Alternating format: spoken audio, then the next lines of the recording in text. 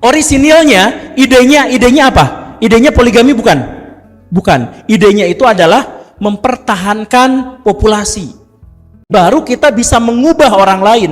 Kita hanya bisa mengubah orang lain setelah kita mengubah diri sendiri. Kalau kita misalkan ngomong sama mang-mang pasar yang tadi, sehingga ketika orang berkunjung ke sana, mereka menemukan sesuatu yang berbeda dan kompleks.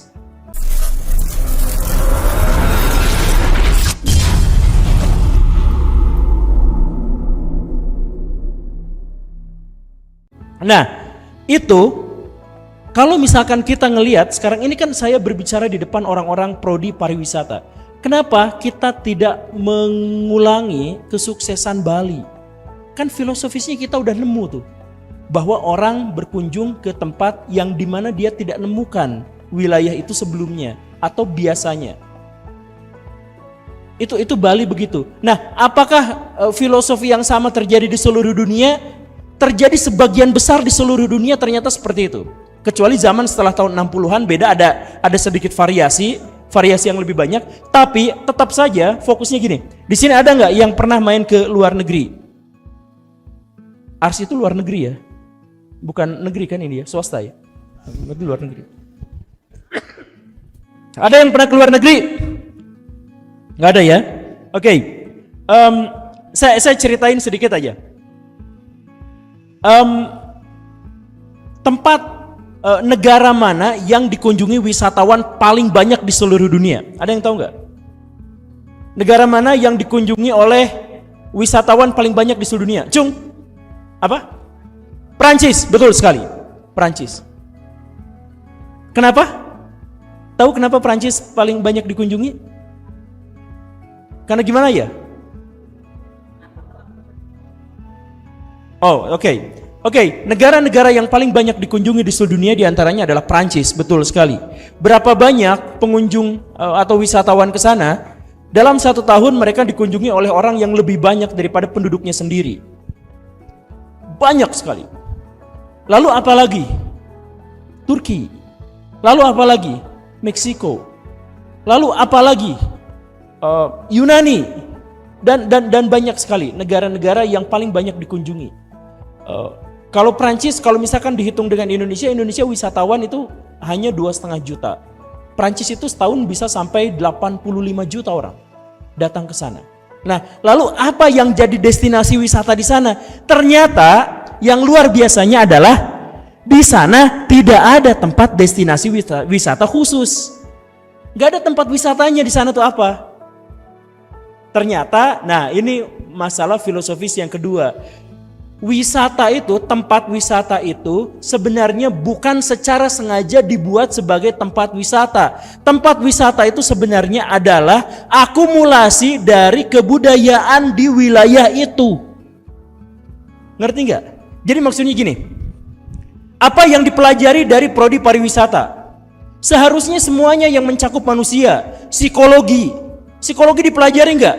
Iya dipelajari, karena apa? Karena ini terkait dengan keinginan manusia untuk berkunjung ke satu tempat. Psikologi, matematika, arsitektur itu harus dipelajari dalam prodi pariwisata. Kenapa? Ya karena itu semua terkait dengan pariwisata. Jadi pariwisata itu sebenarnya adalah akumulasi dari peradaban manusia. Jadi kalau misalkan barangnya semuanya main ke Swiss gitu, misal ya, di Swiss itu ada sebuah kota namanya Interlaken. Kotanya kecil, lucu, tapi diapit oleh kanan kirinya gunung, depan belakang danau. Di tengah-tengahnya sungai. Jadi danau, sungai, danau lagi yang lebih besar, di sana gunung, di sini gunung. Indahnya luar biasa. Di sana enggak ada tempat pariwisata, tapi orang-orang berkunjung ke sana. Karena apa? Karena walaupun bukan secara khusus dibuat sebagai pariwisata, jalan-jalannya besar, tempatnya sangat-sangat indah. Tidak ada polusi sama sekali di sana. Tidak ada polusi suara. Di Swiss itu hening loh. Saking heningnya, kalau ada orang yang berisik itu bisa dipidanakan. Orang kalau nyalain kloset malam-malam itu di Swiss bisa dipidanakan. Karena harus hening. Di sana itu hening, yang kedengaran apa? Suara cicit burung, Suara apa gitu ya. Nah di Interlaken tuh gitu. Pas kita ngelihat ke atas ada orang-orang yang lagi terjun payung, ada yang apa. Tapi itu sebenarnya bukan tempat wisata, itu kota biasa aja. Tapi kotanya menjadi tempat pariwisata karena jauh lebih indah daripada pusat pariwisata yang sengaja dibuat di Indonesia. Kenapa? Karena yang tadi Bapak Rektor bilang, pas kita misalkan datang ke tempat pariwisata yang ada di Indonesia, sampah ada di mana-mana. Tukang parkir tiba-tiba datang ke sana pas kita lagi ini. Terus misalkan kalau ada orang bule, harganya naik 2 kali lipat, 3 kali lipat, dan lain sebagainya. Kemudian udah kayak gitu, hai mister, pengen difoto bareng gitu.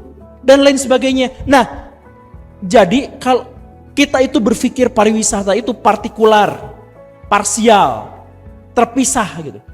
Jadi bikin tempat pariwisata yang indah. Misalkan di situ ada kolam renangnya, di situ ada resortnya, udah di situ. Padahal kalau orang Eropa ngikutin kasus di Bali tadi itu, kan Bali itu bisa kayak gitu gara-gara ide Belanda. Kalian tetap sesuai dengan kalian seperti apa adanya, begitu. Nah di Belanda, di Eropa juga sama seperti itu, persis sama. Gak usah dibikin bahwa ini adalah khusus untuk pariwisata, enggak. Bahkan tempat atau monumen paling terkenal di Paris misalkan, apa Menara Eiffel. Itu khusus untuk pariwisata bukan? Bukan, itu bukan khusus pariwisata. Di situ ada laboratorium. Di situ ada ilmuwan-ilmuwan, di situ numpuk di situ. Itu sekolahan, itu universitas, itu tempat belajar. Ada barnya, ada. Ada pariwisatanya, ada. Intinya tidak secara sengaja. Jadi apa? Itu pariwisata itu adalah akumulasi dari semua peradaban, kebersihannya mereka di sana, budayanya mereka di sana, teknologinya mereka di sana, apa-apanya mereka di sana, sehingga ketika orang berkunjung ke sana, mereka menemukan sesuatu yang berbeda dan kompleks. Bukan hanya mereka pengen dapat udara yang bersih datang ke sini, kalau pengen dapat misalkan danau yang bersih datang ke sini, enggak. Di sana semuanya sudah terjadi di sana. Bersih, ramah, baik. Ya memang rada bau orang-orangnya karena di sana mandinya jarang. Tapi di sana semuanya bersih, semuanya indah. Jalan dari Interlaken ke Lutherbrunnen itu bukan tempat wisata, tapi kalau main naik motor aja atau jalan kaki itu udah kayak sorga aja. Indah banget. Gunung, tebing, kanan kiri ada air terjun turun dari sini. Lembah itu dipenuhi oleh padang rumput yang luas, ada sapinya di situ yang jinak, yang kelinting-kelinting, yang kayak gitu. Sepi, jadi sapi 10 meter, 20 meter, suara kelinting ininya masih kedengeran gitu. Dari Lutherbrunnen pindah ke Grindelwald, itu ya ampun indah banget. Padahal itu tidak didesain untuk pariwisata. Tapi banyak orang yang datang ke sana karena apa? Ya karena bukan tempat pariwisata pun di sana udah indah. Nah, jadi yang ingin saya tekankan adalah kenapa orang Indonesia sekarang susah sekali untuk mendapatkan potensi besar dari yang 3 tadi itu. Kenapa tidak banyak orang yang berkunjung ke sini? Karena akumulasi peradaban kita tidak mendorong kita atau tidak mendukung kita untuk menjadi seperti itu. Saya nanya kepada mahasiswa prodi pariwisata tentang pariwisata, senyap semuanya. Lah pendidikannya bagaimana? Saya keluar dari tempat prodi pariwisata, parkir motor. Loh, kok ada sampahnya di sini? Kemudian saya keluar ke sana. Ada mang-mang yang di pinggir jalan itu masak jajanan itu ternyata tidak sehat dan sebagainya. Nah, itulah akumulasi dari peradaban kita. Kita nggak usah jauh-jauh, kita muter di sekitar sini. Ternyata akumulasi peradaban kita tidak mendukung kita untuk menjadi pusat pariwisata dunia. Padahal kita punya potensi paling besar untuk itu.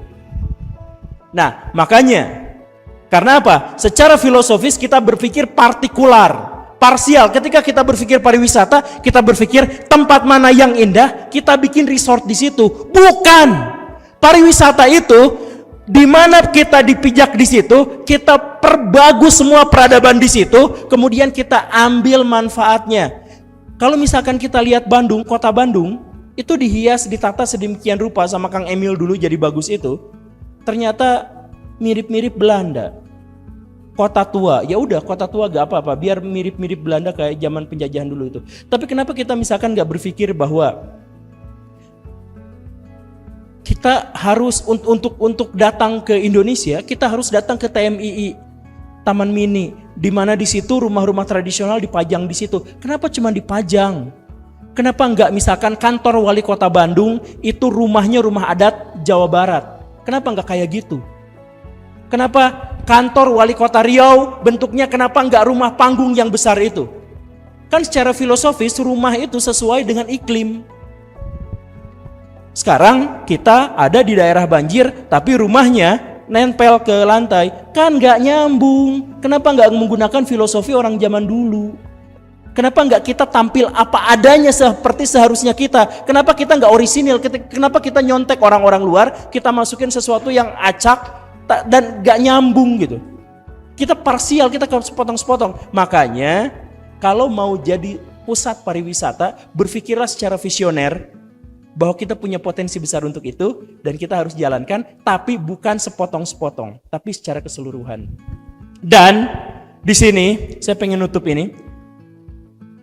Saya katakan tadi apa? Saya katakan bahwa orang-orang di sini saya percaya banget.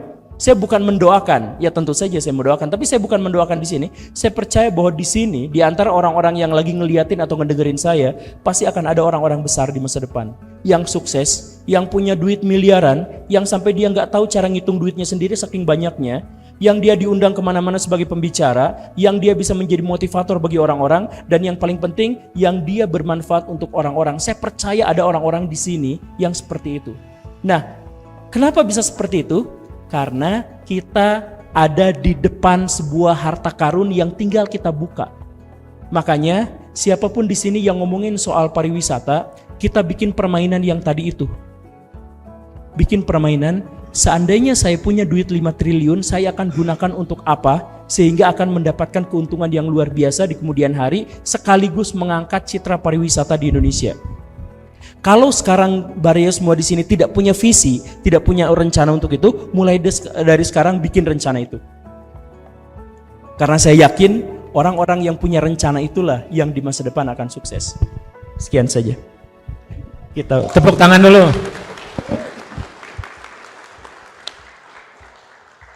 Nah, tadi ya kalimat terakhirnya Pak Guru ada kata kunci tuh, rencana ya. Itu inline dengan tulisan yang di atas. Focus on your dream. Ya. Jadi itu penting. Pak Guru udah bilang ya. Dan banyak orang hebat juga punya rencana yang disiapkan gitu ya. Oke, sekarang boleh masuk sesi tanya jawab sambil boleh dong, Pak. Ada ini juga, buah juga, mangga. Oke. Sambil menikmati kue-kuenya, saya akan mengundang beberapa pertanyaan gitu ya. 1, 2, 3, cung katanya kan kata Pak Guru, ayo cung dong. Billy, terus sorry lupa namanya. Aleta ya. Sorry agak budak ya, pokoknya itu. Ya. Oke, satu persatu. Billy dulu, Bill. Cek. Bismillahirrahmanirrahim. Assalamualaikum warahmatullahi wabarakatuh. Waalaikumsalam. Izin memperkenalkan diri, Pak Guru Gembul. Nama saya Billy Ditya Priandika dari program studi D3 Perhotelan semester 3. Mengenai tema kegiatan hari ini, sudut pandang filsafat terhadap pariwisata di Indonesia, yaitu filosofi mendasari mengenai dunia pariwisata berkelanjutan. Untuk pertanyaannya, mencakup dengan tema kegiatan, filsafat lebih banyak membahas tentang ilmu pengetahuan. Mungkin semua orang sudah tahu kalau filsafat itu lebih membahas tentang ilmu pengetahuan. Tapi apakah filsafat di pariwisata itu harus ada? Lalu apa saja tinjauan yang sudah dilakukan dalam sudut pandang filsafat sehingga terbentuknya indikator keberhasilan dalam pembangunan pariwisata keberlanjutan? Sekian dari saya. Billahi taufik wal hidayah. Wassalamualaikum warahmatullahi wabarakatuh. Waalaikumsalam. Mangga Pak Guru, bisa langsung ya? Langsung aja. Ya, cek. Seperti yang saya sampaikan tadi, jadi gini, filsafat itu, saya mulai dari hal yang lebih aktual lah, gini. Filsafat itu sekarang sekarat di seluruh dunia. Filsafat itu sekarang sekarat. Filosof-filosof banyak yang hanya jago dalam berkata-kata, tapi tidak bisa membangun apapun. Karena apa? Karena filsafat semakin kesini itu semakin melangit, semakin tidak dipahami. Jadi saya ingin sampaikan ini agak panjang penjelasan filsafatnya. Jadi kemarin itu ada sebuah perdebatan filsafat di Eropa. Ada seorang filosof kontinental, dia menjelaskan bahwa filsafat itu begini. Kemudian yang lain mengatakan, waduh ini filsafat yang paling sulit, filsafat yang paling susah untuk dipahami. Terus dia katakan, ya memang filsafat saya itu adalah yang paling susah dipahami. Mungkin kata kuncinya kalau menggunakan pendekatan linguistik itu menjadi lebih baik. Kata si filosof yang dimaksud tadi itu. Nah, disitulah kematian filsafat.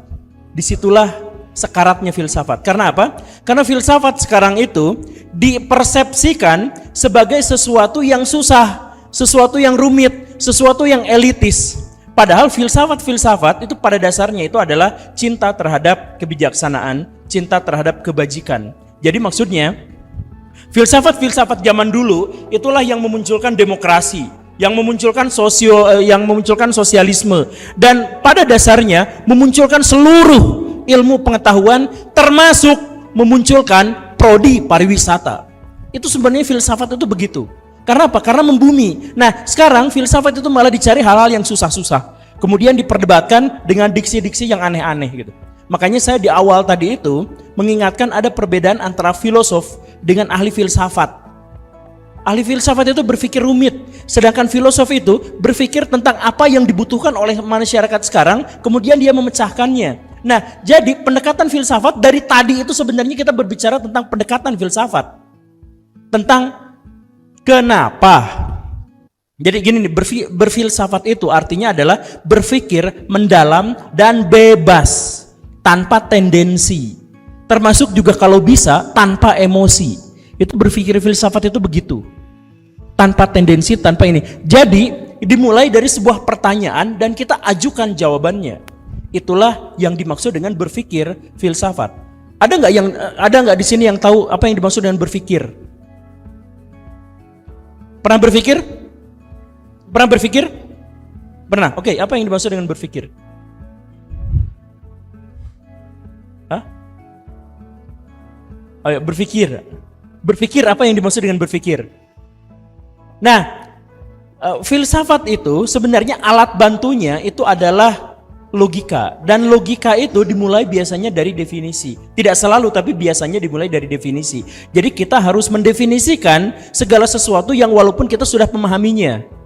Nah, berpikir itu kita sudah paham sebenarnya, bahkan kita berpikir setiap hari. Tapi apa yang dimaksud dengan berpikir? Nah, ini kita harus bisa memahami apa yang dimaksud dengan berpikir untuk mendemonstrasikan ide kita kepada pihak lain. Padahal kita sendiri sebenarnya sudah paham. Nah, jadi itulah yang membedakan antara filosof dengan ahli filsafat yang tadi itu. Yang ahli filsafat itu kita harus bisa mendemonstrasikan ide-ide kita, sedangkan berpikir filosofis itu sebenarnya kita berpikir filosofis dari awal. Ya udah, saya jelasin. Yang dimaksud dengan berpikir itu apa? Proses tanya jawab di dalam otak atau dalam benak, atau upaya untuk menghubungkan informasi-informasi yang sudah diketahui sebelumnya dalam otak. Itulah yang namanya berpikir. Jadi misalkan yang definisi yang pertama, tanya jawab dalam otak. Tanya jawab yang tadi itu kita sudah ajukan sebenarnya. Kenapa pariwisata di Indonesia itu mandek, padahal kita adalah negara dengan potensi pariwisata terbesar di dunia. Kan gitu, berpikirnya itu seperti itu. Nah, dari situ kita kemudian mengajukan beberapa teori, beberapa hipotesis, beberapa alasan. Jadi, nih, kalau kita mikirin soal berpikir filsafat, jangan dulu kita mencari bagaimana cara kita menjelaskan filsafat kepada pihak lain. Jangan berpikir dulu tentang apa yang dimaksud dengan berpikir, tapi kita harus mengalami dulu, kita harus berpikir gitu. Nah, makanya saya dari tadi tuh ngomong berfilsafat itu langsung cung, siapa yang punya visi? Orang di sini semuanya adalah prodi pariwisata. Kita dihadapkan pada potensi besar pariwisata. Lalu apa visinya? Itu pertanyaan filosofis sebenarnya.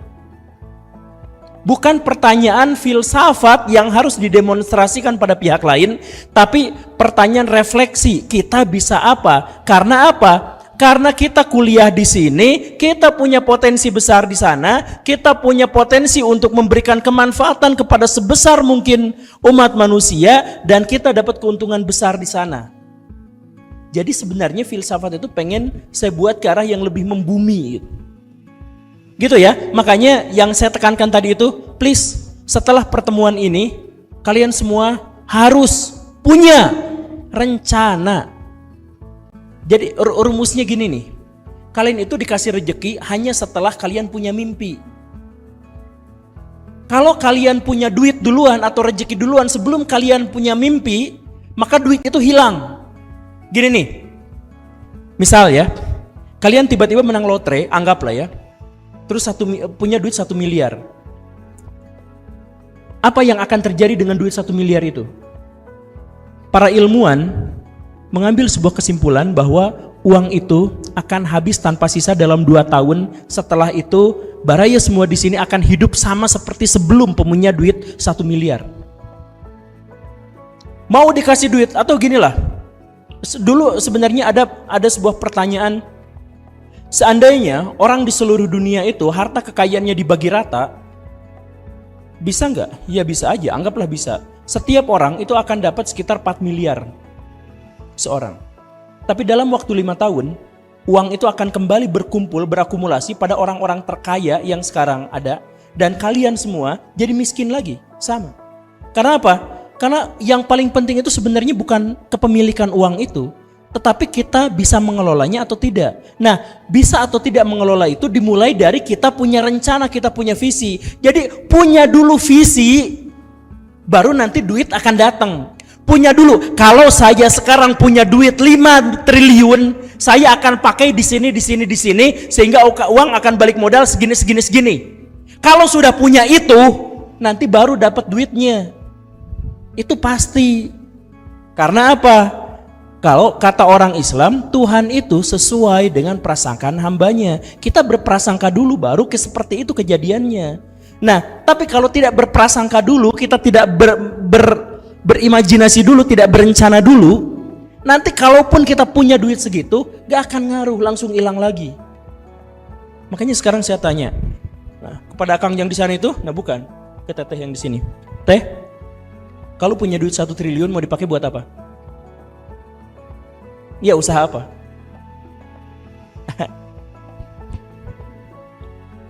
Gak punya visi, gak punya visi. Oke, Teteh yang di sini.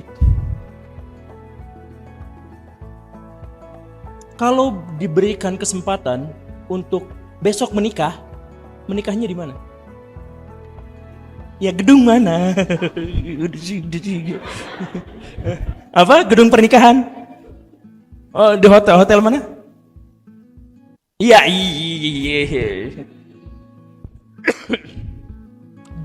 Oke. Biasakan untuk punya visi. Saya dulu waktu kuliah, seumuran kalian, saya sudah punya visi. Usia 24 tahun, saya sudah punya sekolah. Itu visi saya. Berhasil. Tapi 25 tahun. Molor setahun, gak apa-apa. Walaupun molor setahun, karena setidaknya saya punya sekolah. Kalau saya tidak merencanakan itu, tidak akan terjadi. Iya kan? Jadi mulailah dari visi. Makanya beres dari sini, saya pengen semuanya ada bekas. Bukan cuma ngundang saya terus ketawa-ketawa, memperhatikan dengan ini, ketawa lagi dan sebagainya, bukan. Tapi kalian pulang ke rumah punya visi. Karena kesuksesan itu untuk kalian sendiri. Oke? Tepuk tangan dulu dong. Oke ya, ingat-ingat tuh poinnya. Berani bermimpi, punya visi. Kalau bisa tuliskan, gambarkan. Semakin jelas mimpi kalian, itu akan semakin bisa dilaksanakan atau bisa semakin terjadi, gitu ya. Nah, sebelum mengundang pertanyaan yang ketiga, tadi kan kawan kita satu tuh udah punya usaha juga ya, dan sudah merencanakan dan melaksanakan. Nah, ada nggak dari antara kalian yang juga sudah punya rencana, merencanakan hidup kalian sendiri? Boleh di-share nggak? Ada yang mau sharing? Cung, sebelum makanan saya habis. Padahal saya lagi mengulur waktu memberi kesempatan Pak Guru untuk menambah lagi buahnya Pak. Ayo dong, kalian kan bertanggung jawab terhadap hidup kalian sendiri loh. Nah, silahkan, punten mic-nya yang tadi di sana boleh digeser ke sana. Nah, silakan. Atau sambil berdiri dong supaya Pak Guru bisa lihat ke tengah sini boleh.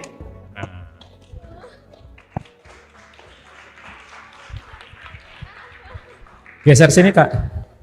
Geser sini Kak. Ke mana? Sini. Biar kelihatan dari Pak Guru. Ini kan kehalang sama tiang kan? Geser lagi ke tengah. Geser lagi. Kurang bergeser. Terus sana lagi tengah dong. Ini Pak di sini. Waduh, Di sini. ternyata Pak Guru ini tebak-tebakan nih. Ayo. Silakan.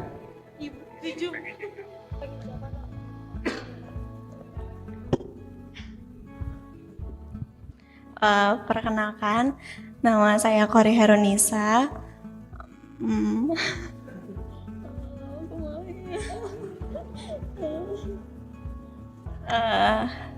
Apa? Visi hidup saya Kok malah mendesah? untuk kedepannya mau jadi ibu rumah tangga aja.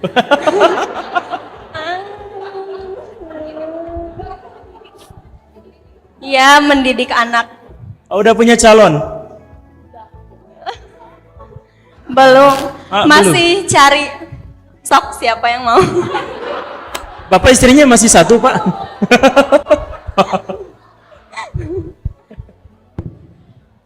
Oke.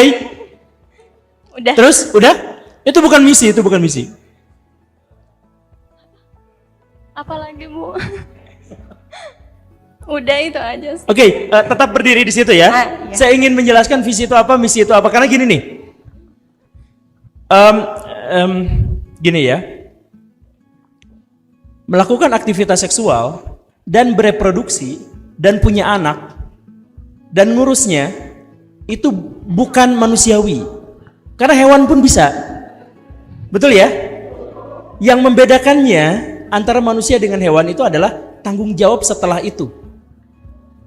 Yaitu apa? Bukan reproduksi terus punya anak, terus ngasuh anak, bukan. Tapi bagaimana cara ngasuh anak. Jadi no smoking tidak ada masalah kalau mau jadi ibu rumah tangga. Itu misi yang baik. Tapi jadi ibu rumah tangga itu adalah nanti anak saya jadi gimana, suami saya jadi gimana. Nah itu baru misi.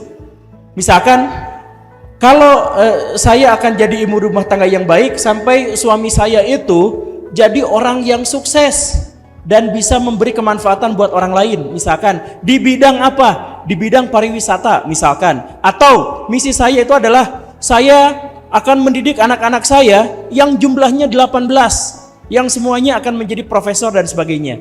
Itu baru manusiawi. Oke, lanjut.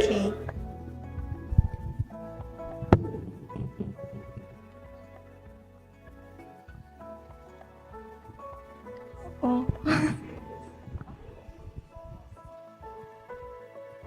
Nanya misinya malah ke temennya ya. Itu misi temennya berarti itu. Berarti nanti suaminya juga jangan-jangan suami temennya itu. Enggak.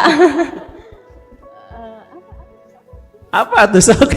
Ya udah, gak usah dipaksain. Karena yang saya bilang tadi tuh kita nggak harus menjawabnya sekarang. Itu nanti kaget dan terburu-buru dan ngacak. Tapi anggaplah ini jejak pertemuan kita. Nanti setelah pergi kabur kemana-mana, kita tetapkan bahwa kita punya rencana masa depan. Gitu aja ya. Oke. Terima Oke, kasih. tepuk tangan dulu buat kapan kita. Oke, selanjutnya ada yang mau bertanya lagi? Saya persilakan. Silakan, mangga. Punten mic-nya bisa digeser ke sana sedikit. Ada? Ya.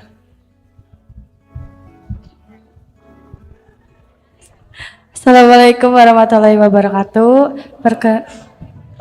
Perkenalkan, nama saya Safa dari Prodi Manajemen Pariwisata MP3A. mau nanya untuk Guru Gembul tentang tadi pariwisata itu kan kita harus memperhatikan peradaban sekeliling kita. Nah, kayak tadi contohnya tukang dagang yang goreng di pinggir jalan itu kan masuknya SDM ya. Nah, kita kalau orang Indonesia tuh kan pendidikannya masih kurang ya Pak. Cara kita merubah mindset orang-orang Indonesia biar bisa memajukan pariwisata sehingga menimbulkan visi misi di dalam dirinya itu gimana Pak? Gitu. Jangan rubah mereka. Kenapa jangan merubah mereka? Karena gini nih ya, ini cara orang kapitalis berpikir begini.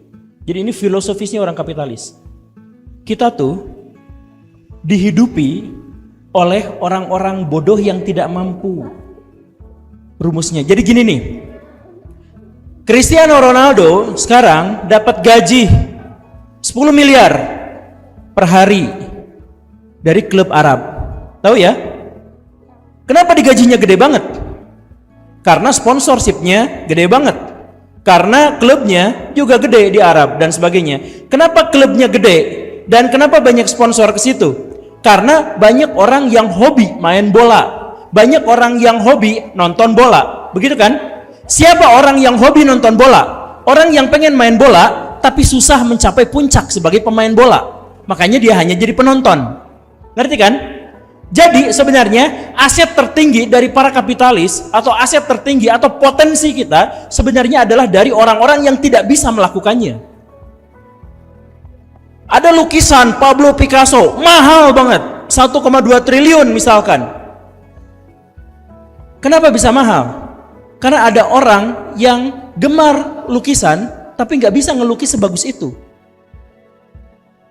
Di sini saya punya robot-robotan transformer. Robot bisa jadi mobil, mobil bisa jadi robot. Saya membeli itu. Kenapa? Karena saya pengen bisa membuatnya, tapi saya nggak bisa, makanya saya membelinya. Jadi ketidakmampuan, ketidakbisaan itu adalah basic awal dari pendapatan seseorang.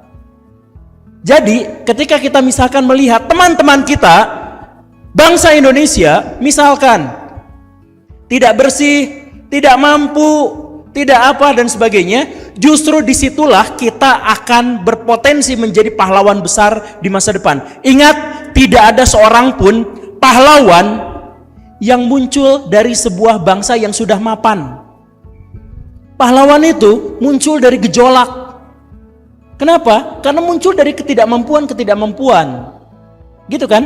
Nah, jadi kalau misalkan kita melihat bahwa kita mau membangun pariwisata, tapi pariwisata adalah akumulasi peradaban, sedangkan peradaban yang kita lihat sekarang ini rendah, misalkan seperti itu. Jangan dulu berpikir untuk mengubah masyarakat, karena kita nggak bisa mengubah masyarakat. Yang paling mungkin bisa kita ubah itu siapa? Diri kita sendiri. Setelah kita mampu mengubah diri kita sendiri, baru kita mengubah pihak lain. Nah, ubah diri sendiri, jangan orientasinya orang lain dulu, jangan.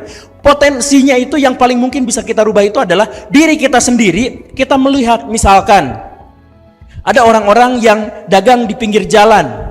Kita tanya kepada mereka, "Pak, kenapa dagang di sini?"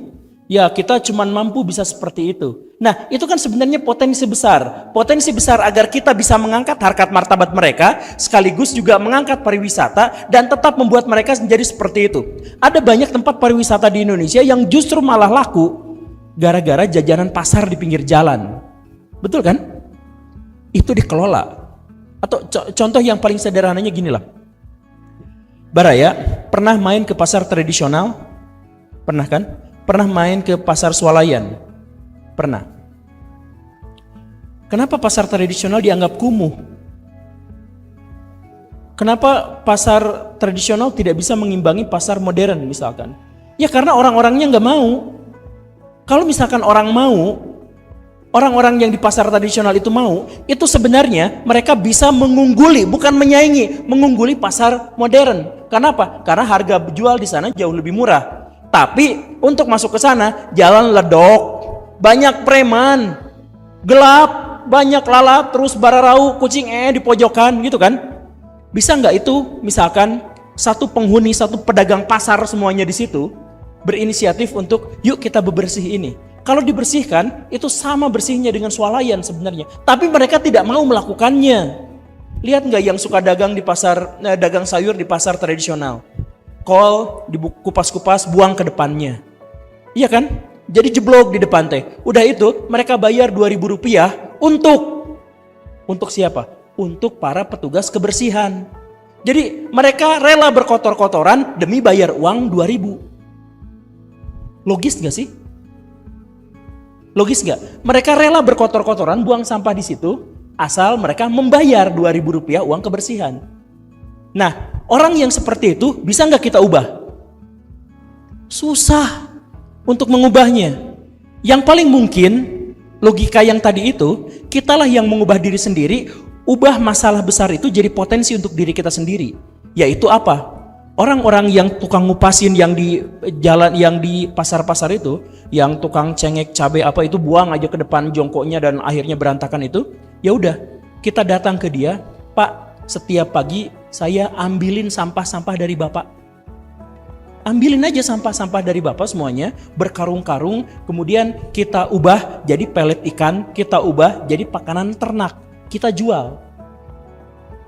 Jadi kita untung besar dari situ. Coba pasar yang terdekat dari sini, pasar Kiara Condong, itu 2 truk sehari sampahnya itu. Jadi itu sekitar 8 ton sehari. 8 ton dibuangnya kemana? Dibuang ke Bandung, Kabupaten Bandung. Dan pemerintah kita itu bayar 12 miliar per tahun ke Kabupaten Bandung karena izin buang sampah di sana.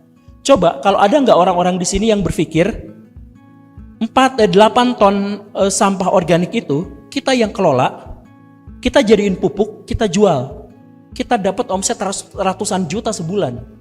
Dari situ kita manfaatkan orang-orang yang tadi lemah itu secara nalar, secara apa kita lemah, kita jadikan untuk diri kita sendiri. Nah, setelah kita kaya itu, baru kita bisa mengubah orang lain. Kita hanya bisa mengubah orang lain setelah kita mengubah diri sendiri. Kalau kita misalkan ngomong sama mang-mang pasar yang tadi itu, Pak tolong jaga kebersihan, gak akan ngaruh. Tapi setelah Baraya punya omset ratusan juta sebulan, datang ke si Mang-Mang itu, Mang, saya pekerjaan Mang jadi tukang kebun saya pekerjakan ini jadi pengolah mesin saya, mekanik mesin saya begini-begini. Mereka diangkat karena kita sudah ada di atas.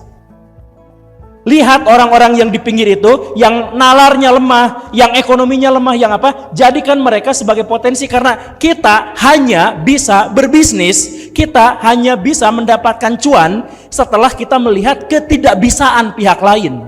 Rumusnya gitu. Oke? Dipahami ya? Semoga di sini ada yang bisa mengolah sampah organik di sana. Mantap. Tidak bisaan orang lain, kelemahan orang lain bisa jadi cuan buat kalian semua. Syaratnya mau berpikir, mau bertanya, mempertanyakan terus gitu ya. Oke, masih ada pertanyaan lagi? Oke, silakan. Sebelumnya perkenalkan, nama saya Monica dari perhotelan semester 3. Tadi kan kata Guru Gembul ya, kalau misalnya mau mengembangkan negara Indonesia gitu ya, khususnya di destinasi juga harus mempertahankan keoriginalan. Nah, sedangkan banyak banget orang-orang misalnya yang kalau ngomong bahasa daerah atau misalnya ngelakuin sesuatu yang emang budaya di daerah itu sendiri tuh suka dibilang alay atau kampungan kayak gitu kan. Nah, terus kan sekarang juga banyak budaya yang udah mulai dimodernisasi, yang udah lebih disesuaikan ke masyarakat yang sekarang. Nah, tapi kalau dimodernisasi itu kan berarti udah nggak original ya.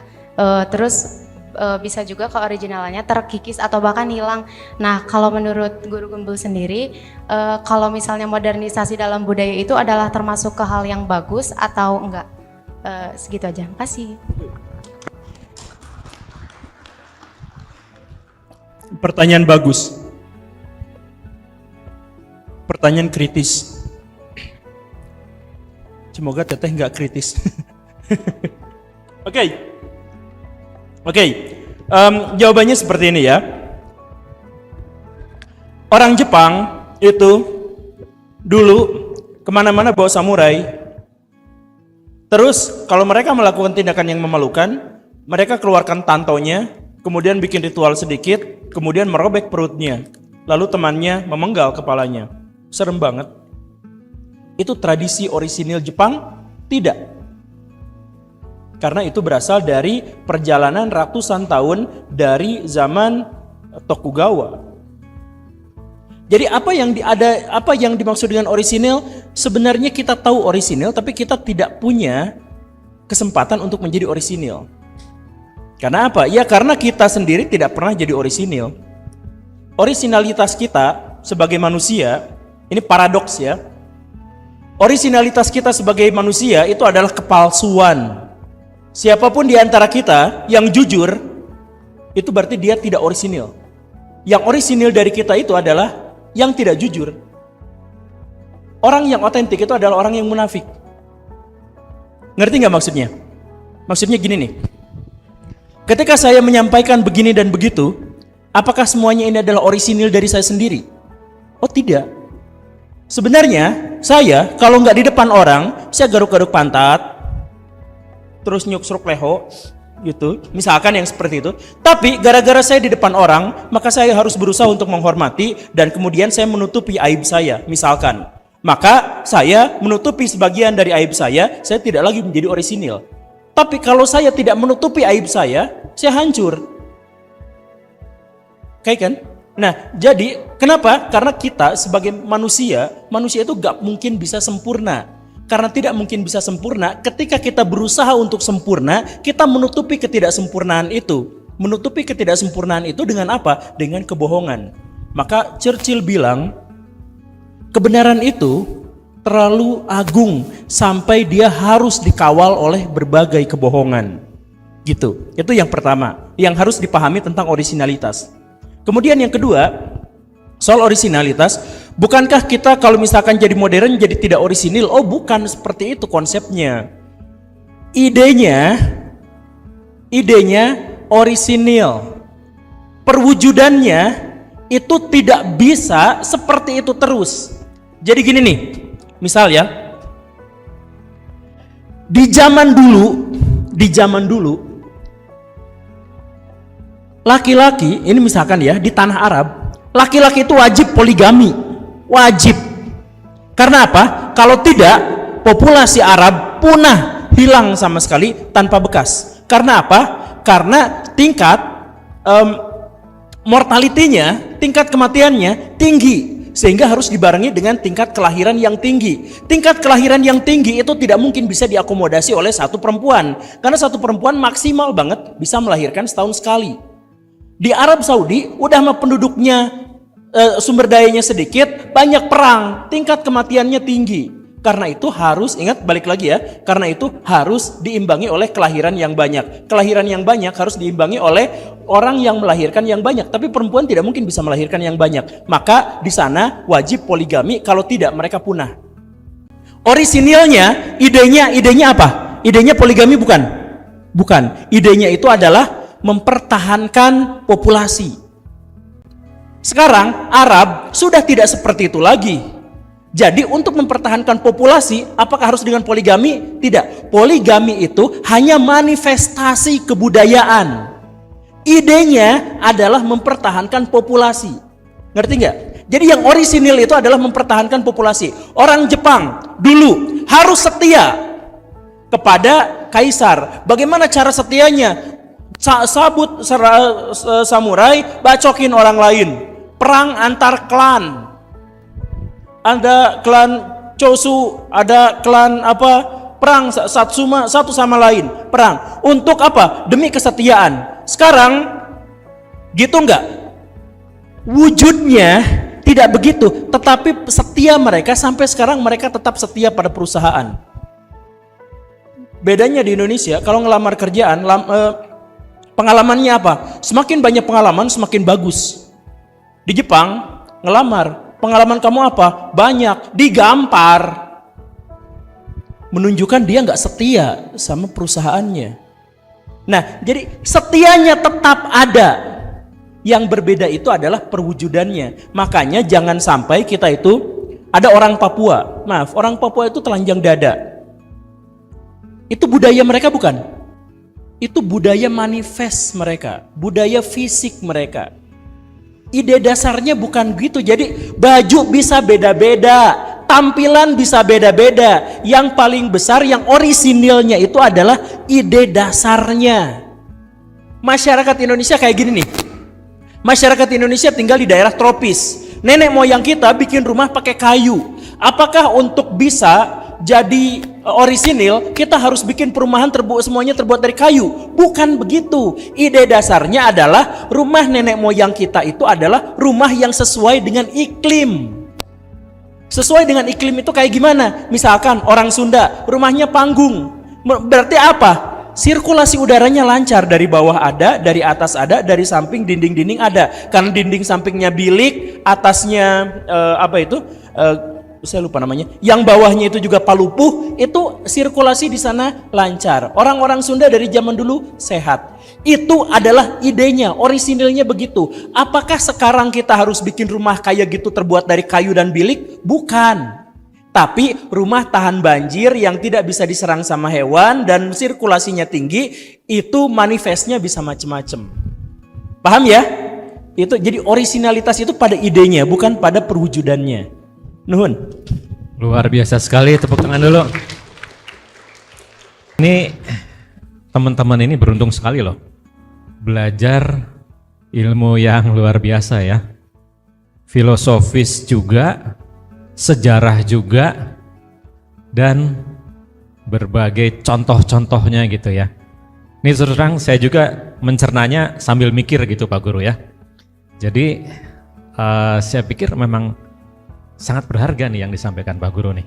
Mudah-mudahan ini teman-teman kita semua, adik-adik kita semua ini bisa lebih mengolah lagi pikirannya gitu ya.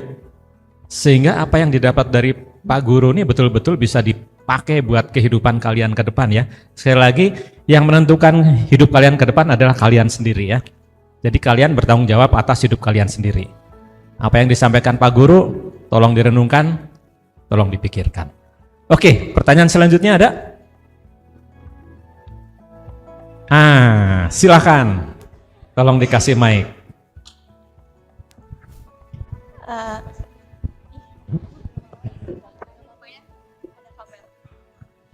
Masih nyambung sama pertanyaan Monica tadi.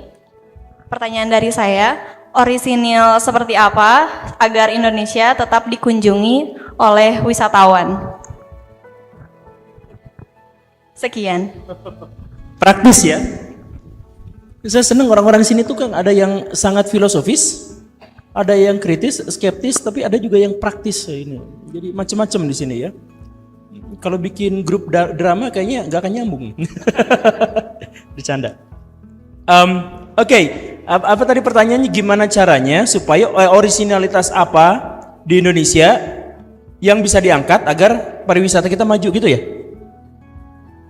Iya, oke. Seperti yang saya sampaikan tadi, sebenarnya orisinalitas kita itu atau ginilah. Saya kemarin ngobrol sama arsitek. Dia tuh ngomong di Indonesia itu banyak sekali yang pengen bikin rumah tapi ala Skandinavian. Terus dia tepok jidat. Tepok jidatnya 2 kali. Yang pertama, Skandinavian yang dimaksud itu gak sama dengan Skandinavian yang asli. Skandinavian yang asli itu kalau bikin atap rumah tuh pendek-pendek. Karena di sana iklimnya dingin banget. Dan jarak dengan atap itu juga sangat pendek untuk menjaga agar suhu ruangan tetap hangat. Tapi Skandinavian Indonesia kok tinggi-tinggi. Terus banyak ventilasinya. Jadi gak bisa diterapkan di Skandinavia yang asli. Dia itu yang pertama seperti itu. Kemudian yang kedua, kok bikin kayak gini kan gak cocok dengan wilayah tropis. Kok aneh ya kayak gini. Nah, jadi intinya kita mengalami 2 kali miss. Kita nyontek tapi gagal nyontek. Gagal nyonteknya 2 kali lagi. Nah, jadi orisinalitas mana yang sebenarnya ingin kita tonjolkan? Bandung orisinil nggak? Kalau misalkan di situ ada alun-alun, terus ada bangunan-bangunan Belanda, orisinil nggak? Orisinil nggak? Orisinil lah, karena itu terkait dengan sejarah Bandung 200 tahun yang lalu. Terus di sekelilingnya ada perumahan-perumahan, orisinil nggak? Orisinil. Karena kita butuh rumah yang bentuknya seperti itu.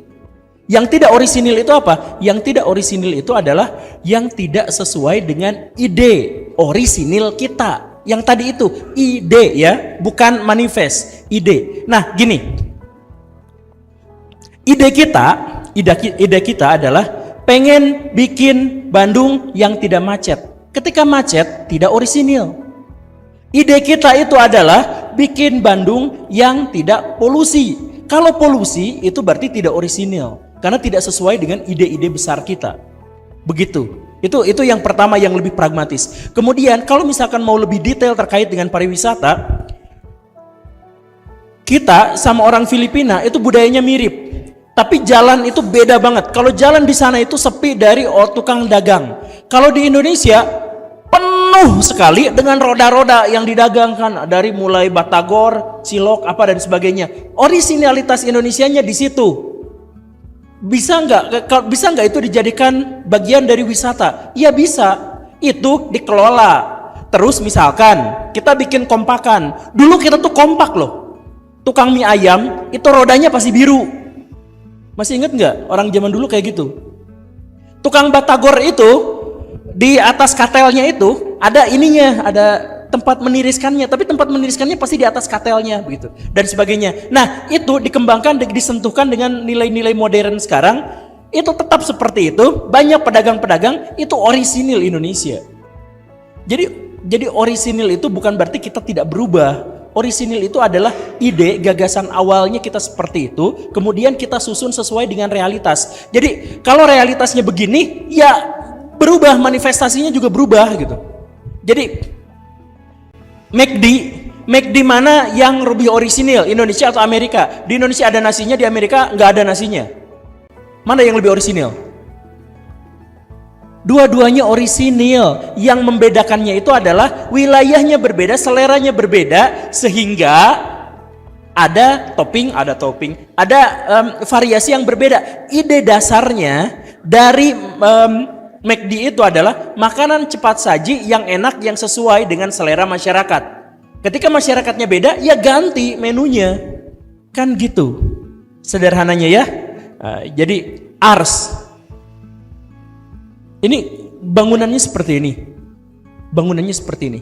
Coba sekarang gagas sebuah visi. Pikirkan warna catnya harus bagaimana agar ini tampak lebih indah. Bangunannya harus dibuat gimana caranya agar lebih indah. Kabel di situ itu nggak orisinil. Itu kabel di situ itu nggak orisinil. Karena apa? Karena ide dasar dari yang ngebangun bangunan ini nggak ada kabel di situ. Betul kan? Nah, itu berarti itu tidak orisinil. Ya kayak gitulah kurang lebihnya. Yang orisinil itu adalah idenya. Kayak gitu ya, sekedar tambahan. Nuhun. Oke, tepuk tangan dulu dong. Kayaknya waktu sudah berjalan terus. Untuk itu saya coba mengundang satu pertanyaan terakhir. Silahkan.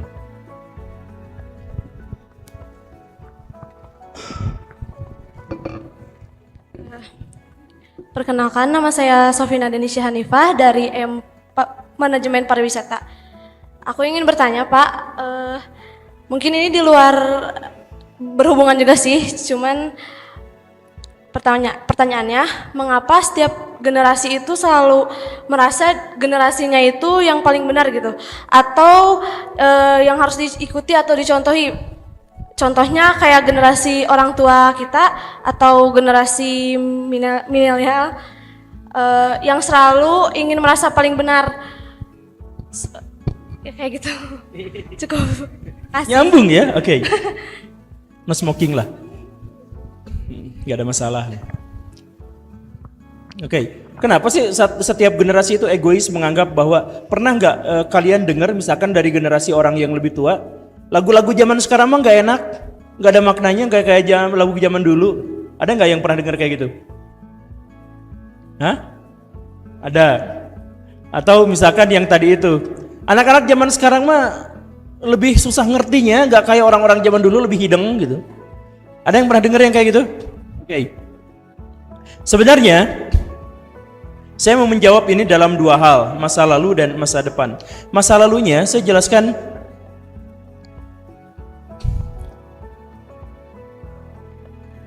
kalau ada orang yang lemah, maka dia akan cenderung hidup dalam kelompok dan dia akan berusaha sebisa mungkin untuk tetap ada di kelompok itu apapun yang terjadi. Anggaplah Baraya semua di sini adalah zebra. Zebra itu cukup lemah kalau dibanding singa. Karena itu, maka kesempatan terbaik zebra untuk bisa bertahan hidup adalah dia ada di tengah-tengah, bukan di samping, ada di tengah-tengah kawanannya. Betul kan? Nah, pola pikir yang sama diterapkan di otak kita. Kalau misalkan kita merasa lemah, kita tuh ingin selalu ada menjadi bagian dari komunitas yang lebih besar. Itu rumusnya pasti begitu.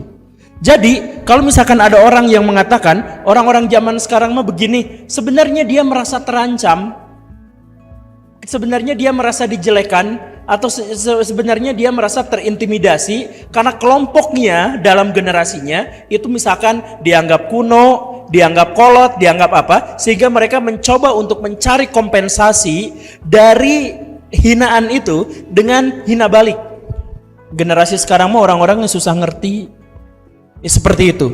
Nah, orang-orang yang mentalnya kuat, dia gak peduli apakah dia ada di dalam atau di luar kawanan.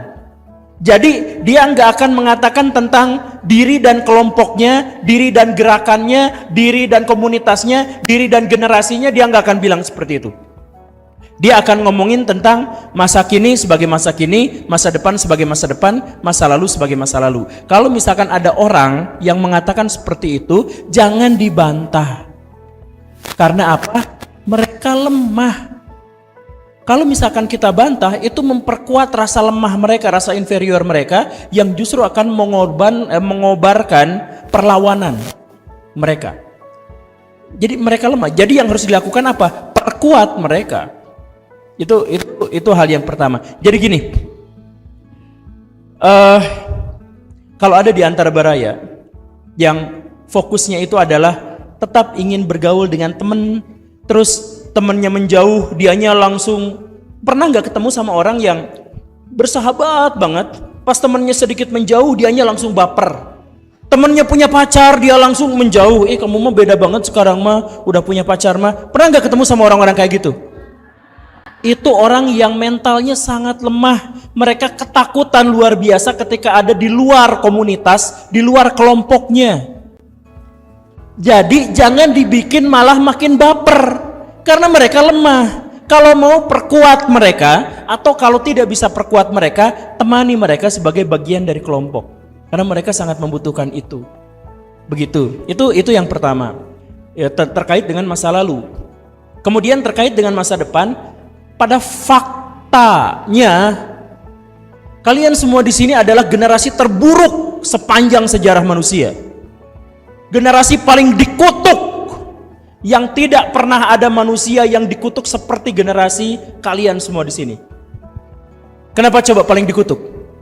Karena kalian mengalami disrupsi 5 tahun sekali.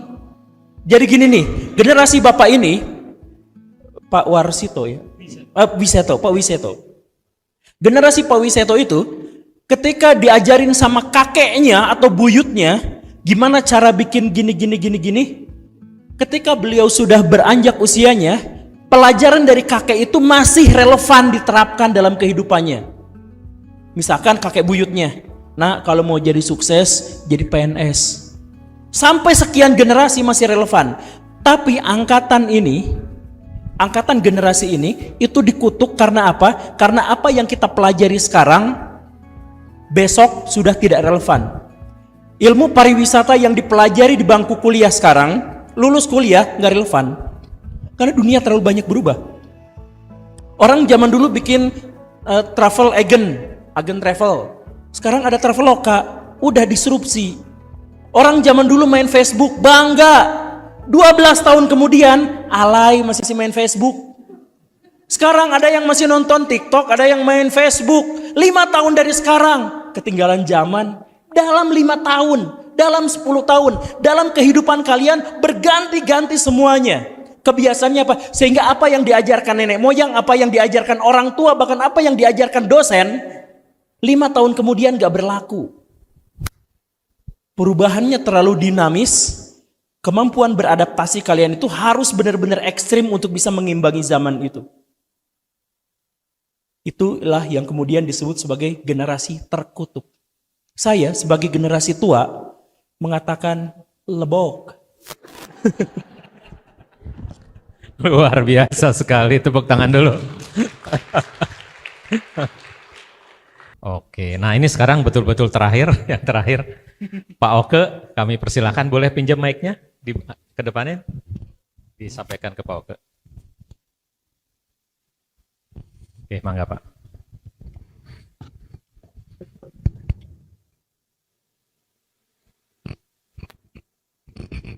Ini aja.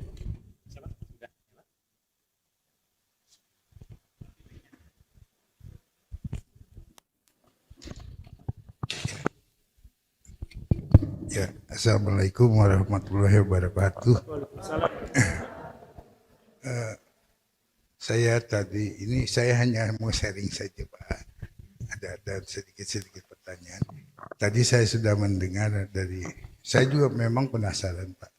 Kenapa kok Indonesia begitu besar, destinasinya yang tempat-tempatnya yang cukup menarik, tapi wisatawannya sedikit gitu, yang hanya diwakili oleh satu pulau saja, Pulau Bali. Tadi saya sudah dengar cerita Bapak bahwa di Bali itu adalah untuk nebus dosa orang Belanda lah gitu hanya. Jadi mereka harus mempertahankan semua tradisinya demikian. Ya.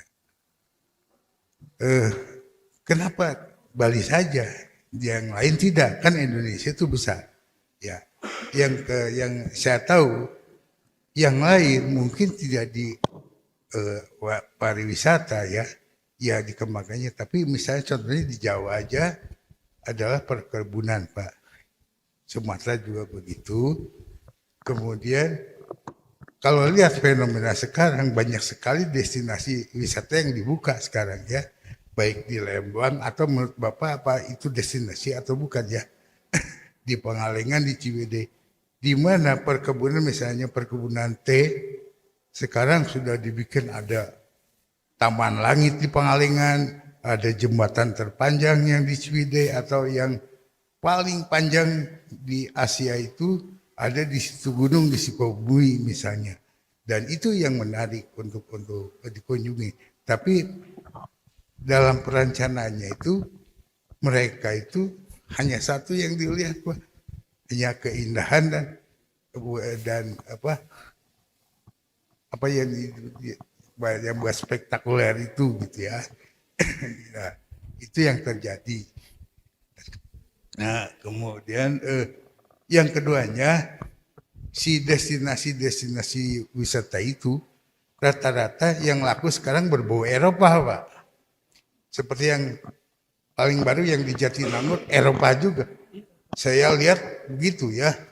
Di Lembang banyak kalau kita jujur lah, ada farmhouse misalnya, terus ada jendela alam. Itu kan orang dengan senangnya, bangganya mengasih makan hewan Pak. Tapi kenapa kalau sekarang disuruh kasih makan hewan mau nggak? Ini yang mahasiswa di sini kan tidak mau ya gitu. Nah seperti itu.